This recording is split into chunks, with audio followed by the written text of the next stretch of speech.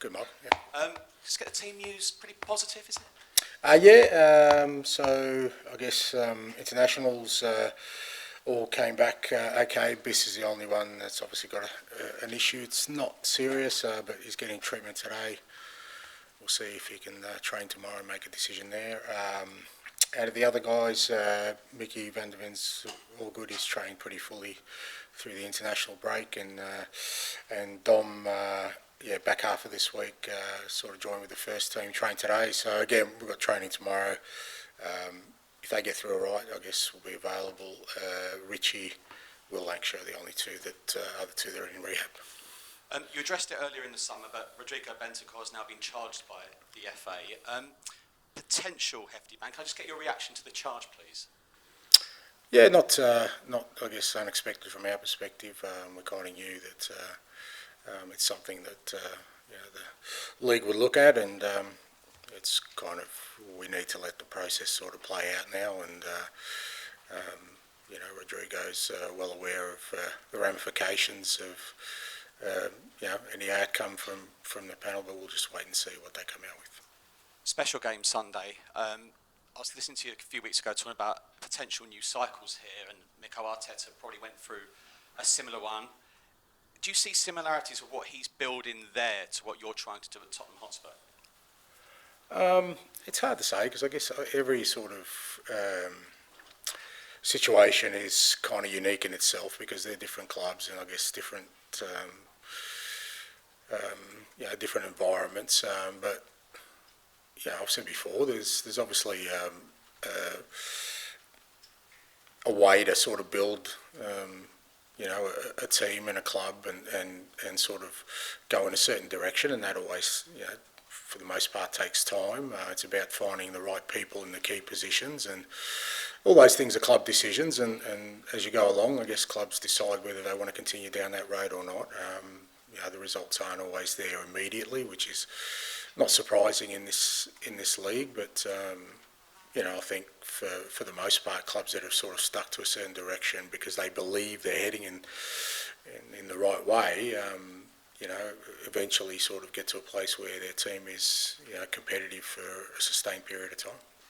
They're considered Manchester City's main title challengers, but I know you're ultra ambitious as well, and there's a lot of between the clubs, who finishes above who. Do you think this current squad you've got now is capable of challenging Arsenal this season?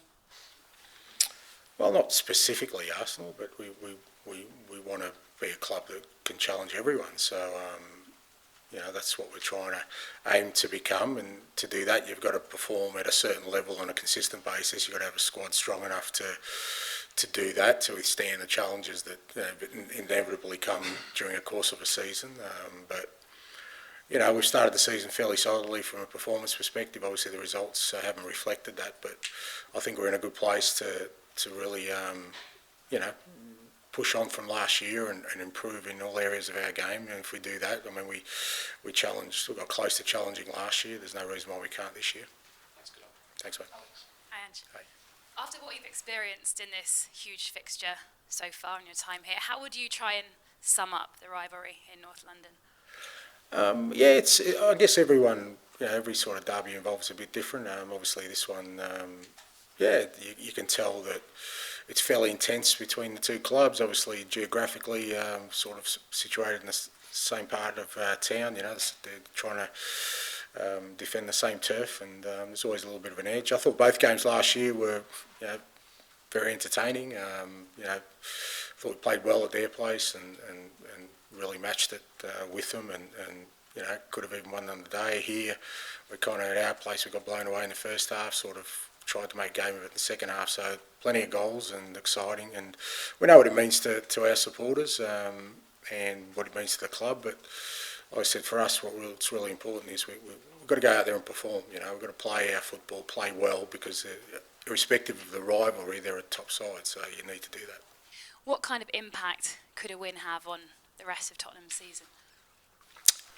Look, hard to say. I've never felt like there's an easy way to success. I don't think one thing determines, or can change a trajectory to a great effect. But it helps because it's not just a win in a big game, in a derby, but it's a win against one of the top sides. So that gives you, I guess, more belief and confidence, and potentially that could sort of inject some real momentum into our season. But I've never been one to think that just a win on the weekend is enough for us to say that we're on the right course, and alternatively, if things don't go our way, that somehow we need to change course.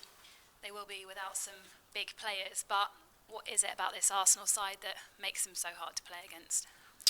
Yeah, I think consistency in approach and mentality. I think you've seen them in the last 2 years, in particular, that they've just had a real relentlessness about them. They haven't had to change their team too much. They've been, there's a solid core there that have sort of carried them through the last 2 years, and I think that gives you belief over time. So I think in every game they feel like they can win. I think they have this confidence in themselves now that they can challenge over a course of a Premier League season, which I think that more than anything else allows you to kind of build momentum season to season, where you can do it over a whole course of a season. They have the last 2 years.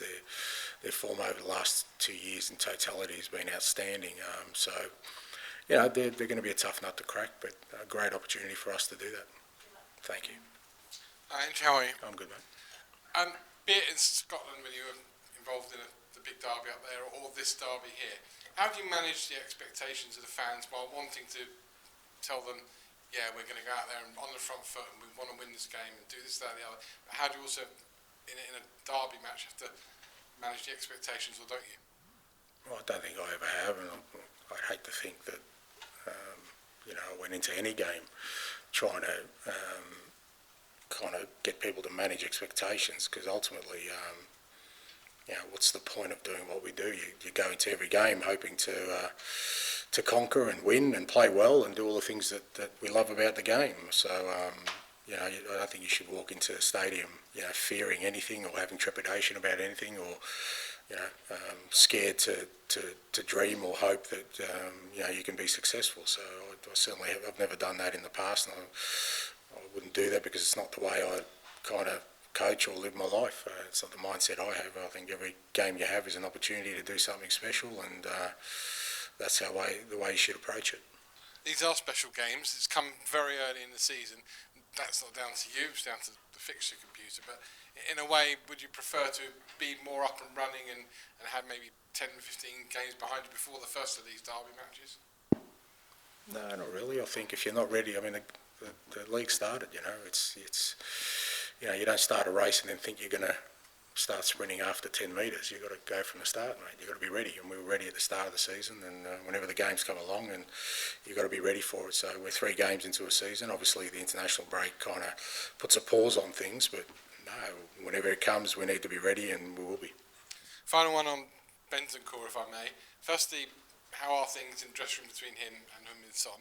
And secondly, how do you tell footballers that in the real world you can't behave like this, and therefore your behaviour, your discipline within while you're wearing the club badge or even while you're under the employment of the club has to be absolutely top notch? Because we saw how upset and angry you were a couple of weeks ago with Yves Bissouma. In terms of Sonny and Rodri, I think they had their kind of discussion about the whole incident. I think both players understand and respect each other's position, and Rodri's already apologised for what he said, and Sonny has accepted that and accepted the fact that one of his teammates and a person he's close to has made a mistake. Beyond that, I mean, I don't know what you mean by the real world. We all live in the same world, whether you're a footballer or you're anyone down the street.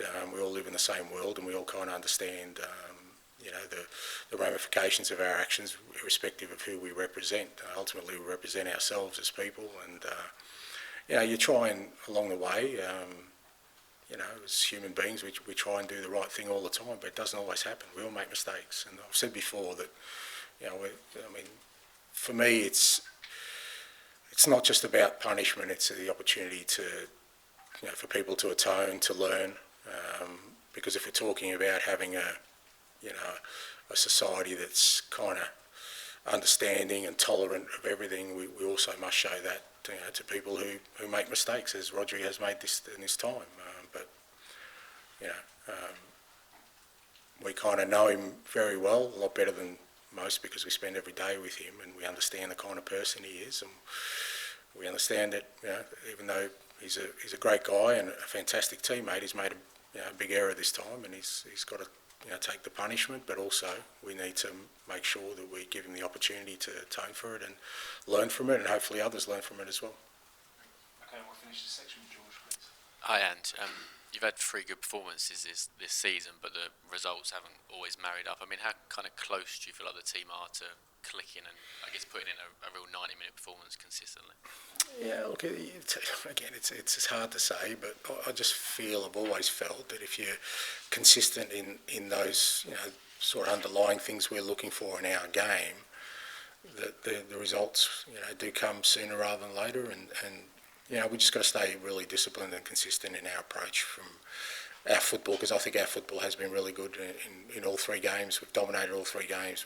We've limited the opposition to very little and created a lot for ourselves. We've played in the manner we've wanted to, but the results haven't come. But if we maintain that over 38 games, I think we'll be in a really good position.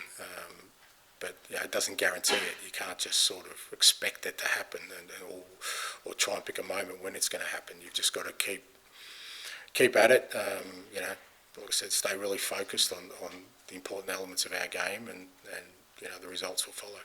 And it feels like a while ago now, but you had to select the Europa League squad, the 23-man squad. Jed Spence was left out. I mean, how difficult a decision was that, and how has he kind of taken that news? Yeah, look, I'm disappointed Ali's not here, because this was his baby. But yeah, look, it was always going to be a difficult decision, obviously, with the makeup of our squad currently and kind of the lack of sort of club-trained players. We're always going to have to leave somebody out. And Jed was the unfortunate one. But at the same time, Jed's already played in the Premier League, and if you asked him at the start of the year where he sees himself, I think the fact that he's part of our squad and will obviously play a huge part in our year, because he has already. I don't think he should take too much disappointment. Obviously, everyone wants to play, but in the end, it was about team balance for us, and we just feel that with the squad we've got, we've got some cover on the right side. We've got some players who can cover on the left side. So, I always tend to go for more attacking players in those kind of scenarios, and so Jed misses out. But as I said, he's already played in a couple of games in the Premier League. There'll be plenty of football for him if he keeps going like he is.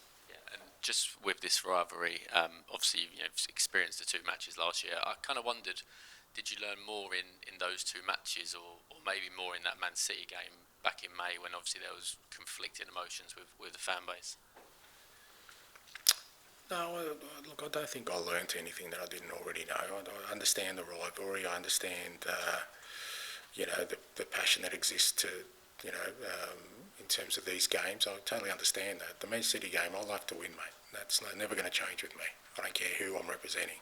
I will never go into a game not wanting to win. I'm just not built that way, and I don't care if that's at odds with other people. I understand that. I respect that, but they need to respect me as well, that I will try and win every game I play.